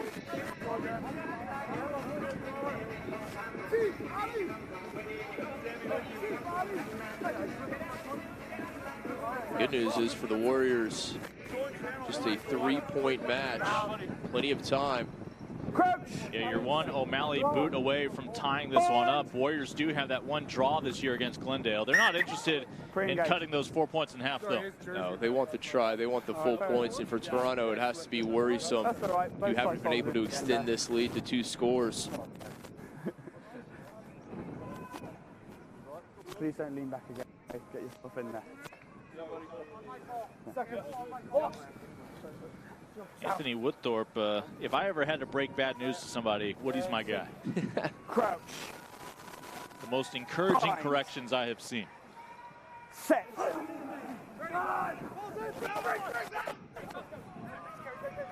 Can the Warriors reclaim the lead here in the second half? Burgo had the try early on. Advantage, Whites 22, never onside. And now it's Utah that may get a couple bites of the apple here, playing the advantage. Uhila. Offside against Stan Moore. Could Utah take advantage, find the try? Still playing penalty advantage.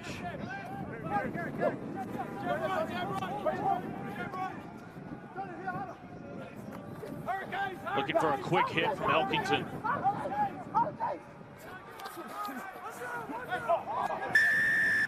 No advantage, 22, never onside. Advantage being played for Utah, and thankfully as Williams lost it, but it will remain Warriors ball. As this was the beginning of the end of that advantage. You see Williams stood up and able to knock it away. I believe it was Shepard who had hands on it. The Warriors trying to position themselves for their next 5-point score. Just push off. Sorry, count.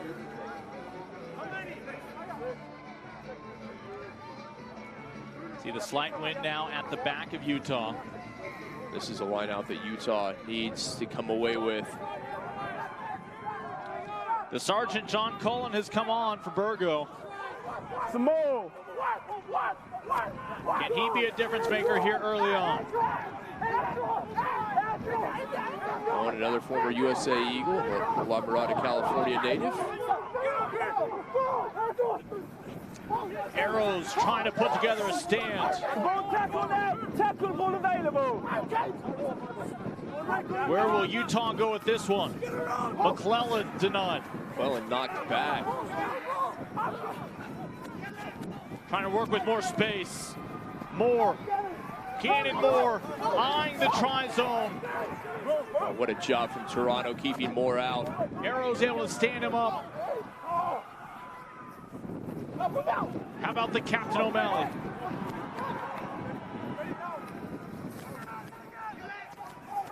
Throw backwards. The Warriors are heading the wrong way. Vinicolo. Utah centimeters away from the line. Now they are 5 meters from it.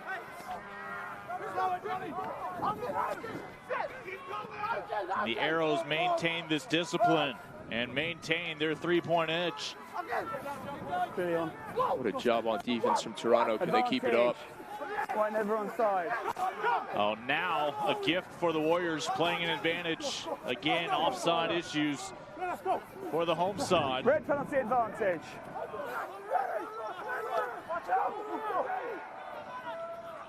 Utah wants 5 points.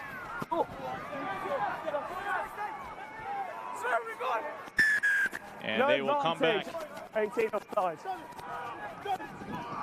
Toronto doing a fantastic job defending, but then commits the infraction, the offside.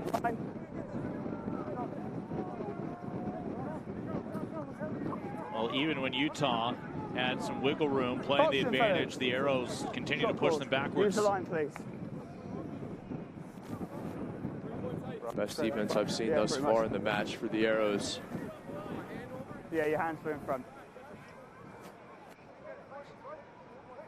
You heard Cole Keith was offside by the matter of his hand. The T comes out to O'Malley. A chance to tie things at 21. Tim O'Malley trying to make it a brand new ball game. Perfect on penalty tries today. Has missed one conversion. I say penalty tries, forgive me. Penalty goal. Some of these synonyms need to go with penalty attempts.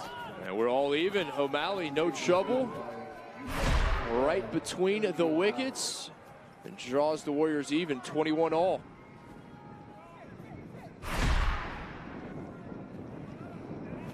And what a final 10 minutes and change we're in store for in this match.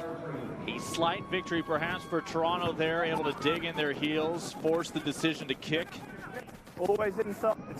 Warriors can be a spoiler even if they don't claim the full 4 points for the victory. If they deny Toronto it's a late hit. Anywhere from 2 to 3 points today. Therefore it's on the 15. The late charge, 22. Or the late charge being called. Thank you.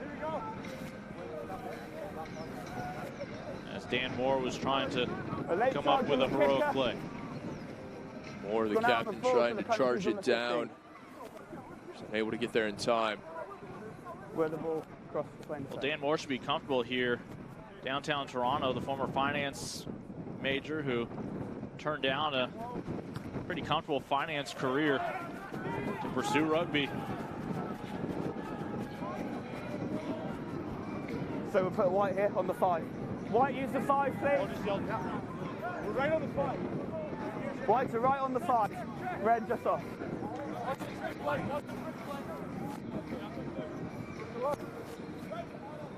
9, 10. Warriors just split the sticks a moment ago to tie it up. Brand new ball game here in the final 10 minutes. Still looking to reclaim that lead that slipped away. The defense continues to stand strong for Toronto. Inspired work from the Arrows. Dan Moore firing up the troops as they again come up with a stand. They are owning those final 5 meters. They know it's at stake.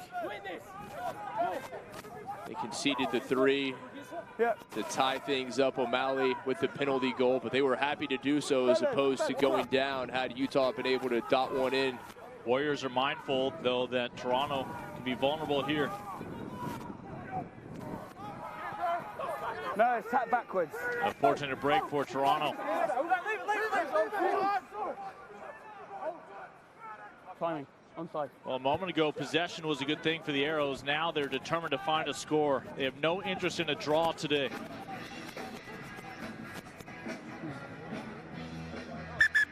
White 2. Toronto just 1 point out of 4th place. The top 4 make the playoffs. Toronto on the outside by the slightest of margins looking in. Stephen Engel come on for Andrew Quantrill. It was a week ago, Stephen had that game-winning try against San Diego. Gave them the try bonus along the way.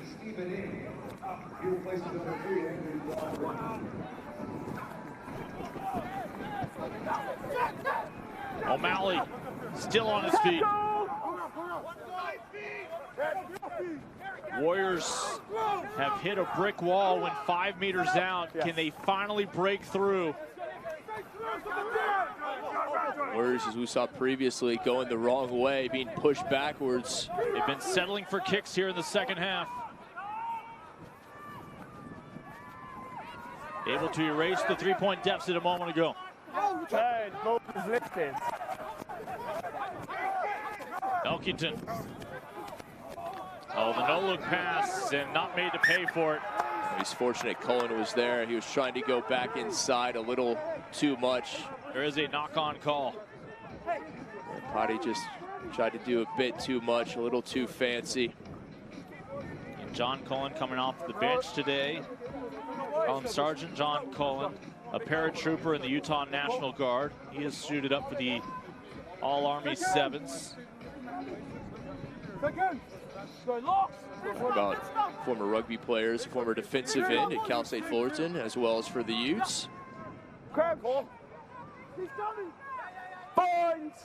It's a dead heat right now on Mother's Day, 21 apiece. In your scrum half, Ferguson came in early off the bench.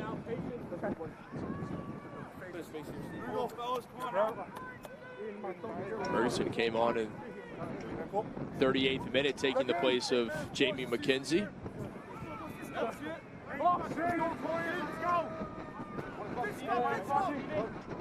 Ferguson more than capable, very good replacement.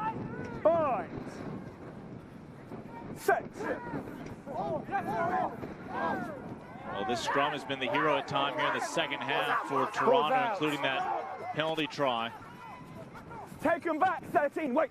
13. You've got to wait, can I tell you? Toronto playing field position at this point. Just trying to get out of the danger of being in the shadow of their own goalposts.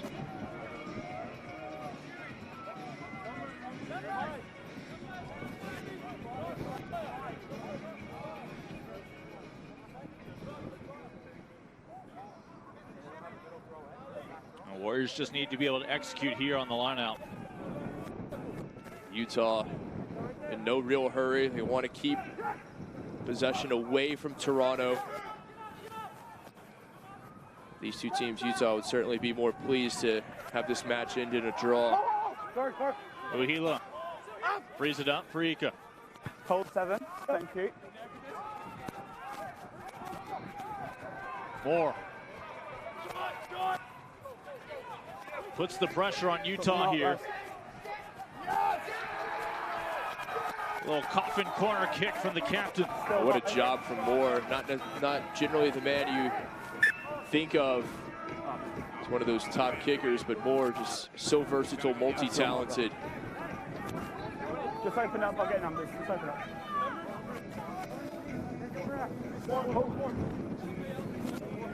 Warriors have indicated they'll send 4 men in here on the lineout. That'll be matched by Toronto. Toronto 8-5 now on the year. 2 more home matches after today, but they'll get a little breather till 14 days from today. Those Raptors come to town. Toronto just worried about finishing this final 5 minutes with a flurry. Hopefully finishing on the right side of the scoreboard. Thank you. Yeah, Again, agreed. more.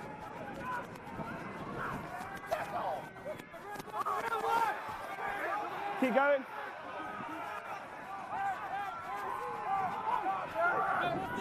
Will the Arrows be able to punch one in? Mind you, a penalty here would be costly on Utah. Utah knows that they're in a situation where they cannot commit any penalties.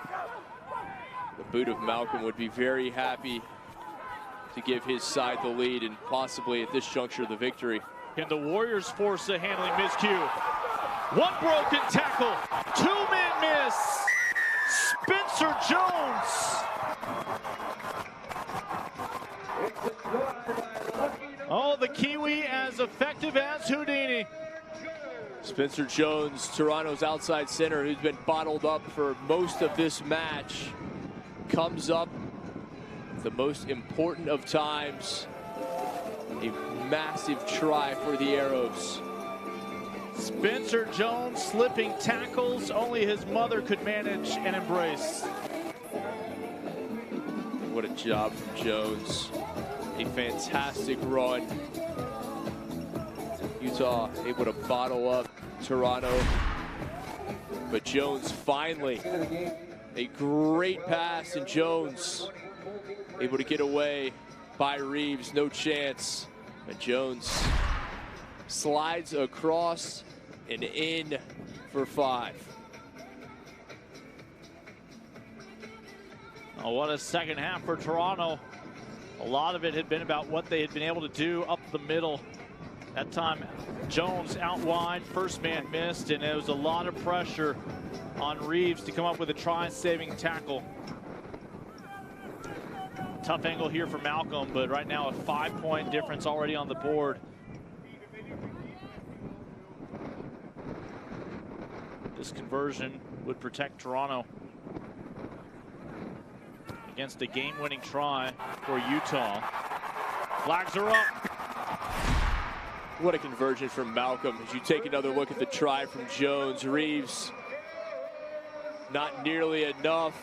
The reaction priceless, and he knows that may well be the winner. And if so, that would extend the Arrows' league leading, what would be, just a few minutes from now, a 5-game win streak. First 8 matches ever in the history of Toronto in Major League Rugby, all on the road. That was their introduction to the league, gaining some airline status along the way. We spoke about it. It may not have seemed like it at the time, but that was a definite advantage, and also the case for Rugby United New York to have to play those opening matches on the road. That means the back end of your schedule all home loaded. When you're trying to find your way into the top 4, get to play at home, and Toronto, hats off. They have taken full advantage. It is not over yet. Warriors are trying conversion away from, again, capturing some points of their own, but they'll cough it up. Advantage over, this will stay with Toronto. But now that clock just melting away. The lineout has been a huge issue in this match for the Warriors. Too many times they've thrown it away. The scrum has not been as dominant as I anticipated it would be for Utah. Handling errors for both sides, but ultimately Toronto's been able to work their way through them. How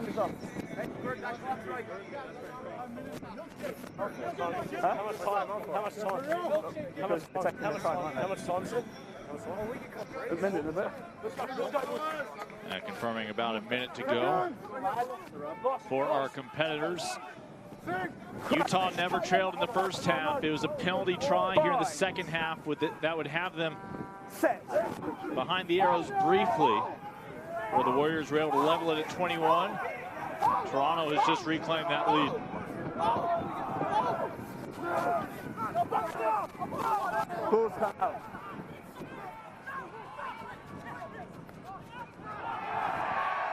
Advantage over. Oh, while the Warriors have possession, headed in the wrong way. Valuable seconds taken away.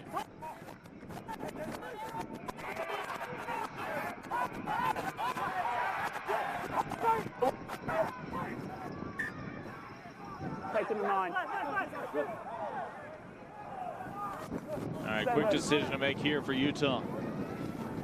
How do they turn this table?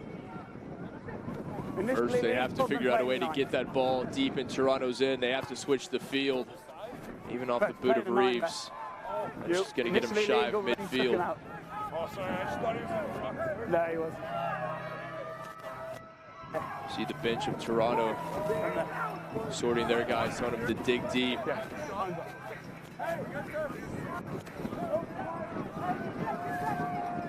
Thank you very much. Up to Williams. Utah still with a chance here, but taking some lumps along the way. Crunching tackle. No, timing is good. Timing was good. Cullen upended.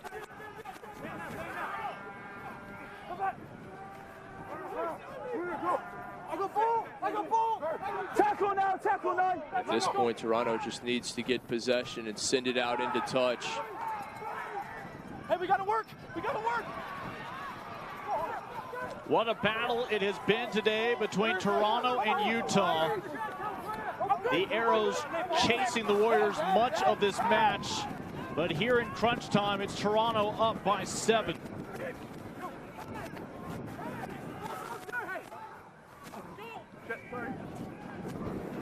Utah continues to have hope as long as this ball's in play.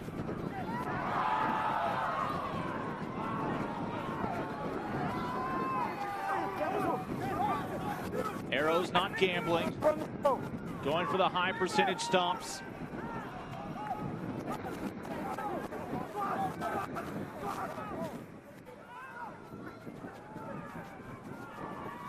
Toronto hoping to drag that ball into touch, even if it includes taking a Warrior down as well.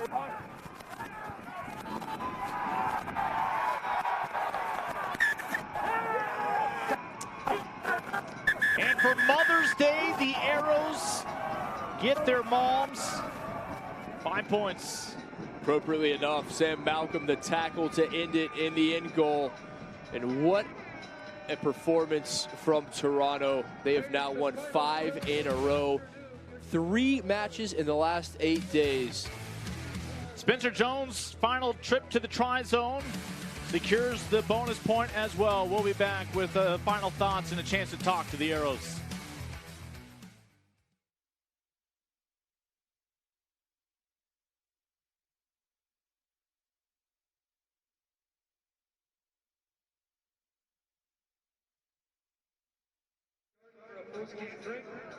Don't forget to head on over to Honda Red Ryder and for information on their Learn to Dirt Bike program or purchase a session at a reduced rate of $99.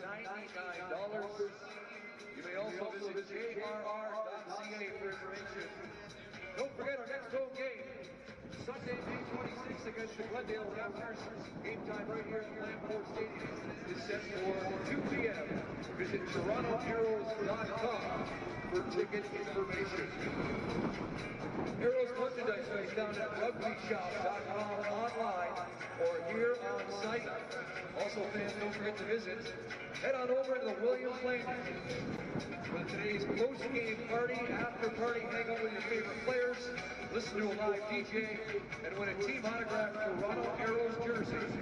The first 50 fans will receive a welcome drink with a proof of today's game ticket. Williams Landing is the official post-game party of your Toronto Arrows. Big thank you to our sponsors, of course, Honda Canada, Waypoint Investment Partners, the Landing Restaurant Group, Lagman Fishing, the Globe and Mail, X-Planes, and Louisiana Tourism.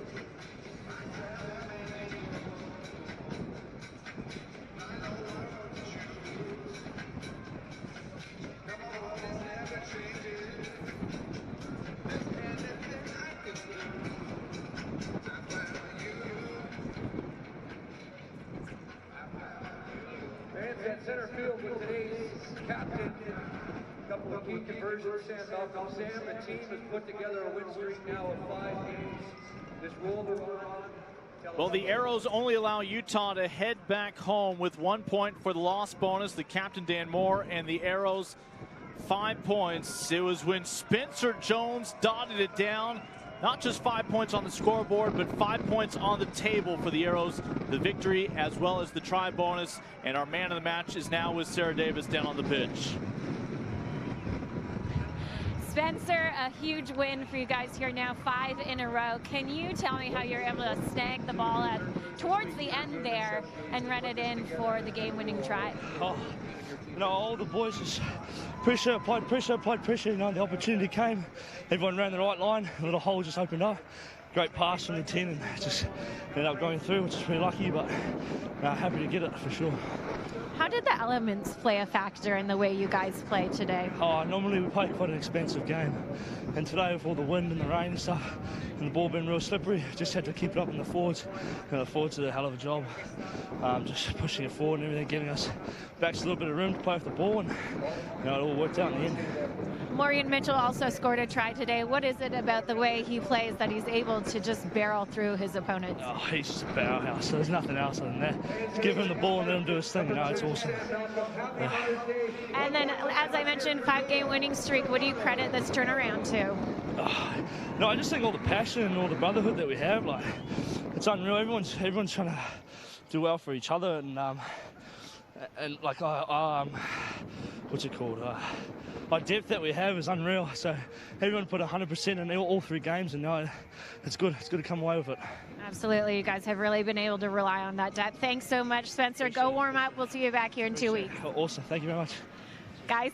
Sarah, thank you. That depth now has Toronto again above the playoff line. They maximize the points again here at home. And mind you, San Diego may be atop at the moment, but they have played one more match than New Orleans. Toronto's going to get next weekend off. We'll see how much can change, but the hunt is very much alive among those top 6 teams for just 4 playoff spots. Oh, it is indeed. Glendale, Rugby United, New York on the outside looking in, but as you said, those top 6, everybody in the mix for a playoff spot. Only 2 teams left on the schedule for Toronto. Who are they? Well, Glendale and New York. The playoffs may very well begin 2 weeks from now in Toronto unofficially. Warriors with some highlights, plenty of optimism. May have led more than they trailed today, but it was the Arrows who got the last lap. The 4th and final try from Mr. Jones, the 21-year-old Kiwi. A long way from home, but feels right at home on this Mother's Day. Hope everybody is able to enjoy the rest of their Sunday. For Kit McConico, Sarah Davis, I'm Lincoln Rose. The Arrows with a comeback win extend Major League Rugby's best winning streak to 5.